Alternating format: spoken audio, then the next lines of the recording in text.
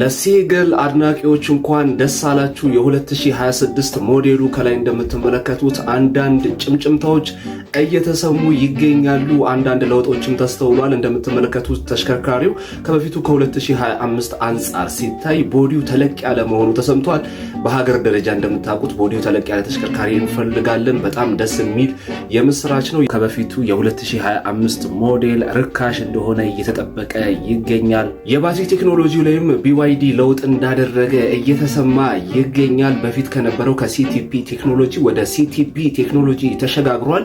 ይህም ቴክኖሎጂ አሁን ላይ BYD ብሌድ ባትሪ ካለው የቴክኖሎጂ አይነት ሌተስት የሚባለው ተገጥሞለት በ2026 እንደሚመጣ እየተነገረ ይገኛል። ሴልቱ ቦዲ ሆኗል። ማለትም ባትሪ ቴክኖሎጂው የመኪናው አንድ የቦዲ አካል ነው የሚሆነው።